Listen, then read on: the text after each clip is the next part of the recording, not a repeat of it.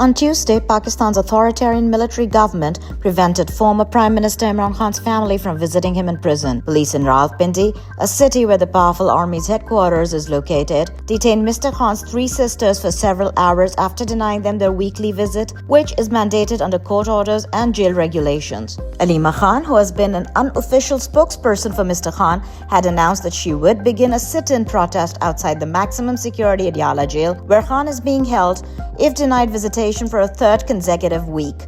Despite repeated orders from the Islamabad High Court directing jail authorities to allow family visits, an army colonel widely reported to be in operational control of the prison has continued to block access to Khan's family. The last family visit was on March 20th. Supporters of Khan's party, Pakistan Tehreek-e-Insaf, who gathered in solidarity with Alima Khan, were beaten and detained by police. Among those beaten was 82-year-old member National Assembly Mia Azhar, who has also served as former governor. It has now been 608 days since Imran Khan was last seen in public following his illegal incarceration by the military government.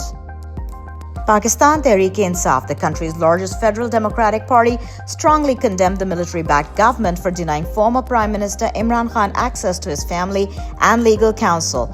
At a press conference, senior PDI leadership criticized the regime's blatant disregard for constitutional rights and judicial authority. Umar Ayub Khan, the leader of the opposition in the National Assembly, called on judges of the High Court and Supreme Court to resign if they were unable to enforce their own rulings. Salman Akram Raja, PTI Secretary General, slammed the jail authorities for trying to keep the former Prime Minister incommunicado. Quote, "All of this is unacceptable. It is impossible to push Imran Khan into the darkness of isolation. His voice will echo and the truth will reach him," end quote, he said. Barrister Raja also denounced the growing number of enforced disappearances allegedly carried out by the country's intelligence agencies, saying, quote, "No country can function under such conditions," end quote.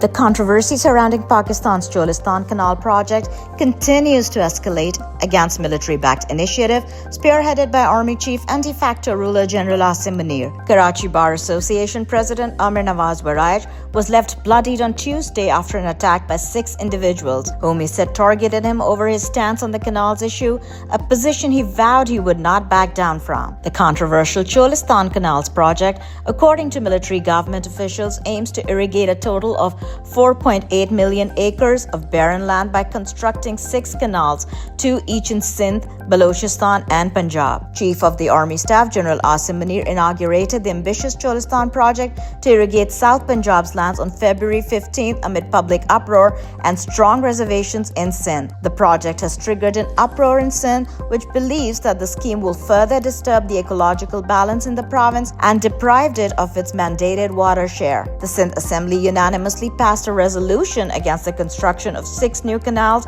on the Indus River in March. The United Nations Secretary General Antonio Guterres has spoken out about the dire humanitarian situation unfolding in the besieged Gaza Strip, saying, quote, "Civilians are in an endless death loop," end quote, amid renewed Israeli bombardments and a ban on the entry of much-needed aid. Speaking to reporters on Tuesday, Guterres rejected a new Israeli proposal to control aid deliveries in Gaza, saying it risks, quote, "further controlling and callously limiting aid down to the last calorie and grain of flour," end quote. Quote, "Let me be clear, we will not participate in any arrangement that does not fully respect the humanitarian principles, humanity, impartiality, independence, and neutrality," end quote, Guterres said. No aid has been delivered to the enclave of 2.3 million people since March 2nd, as Israel continues to seal vital border crossings, barring the entry of everything from food to medical supplies and fuel. More than 50,000 Palestinians have been killed in Israel's genocide in Gaza. Buildings and infrastructure on large swaths of land have been destroyed, and the healthcare system has collapsed.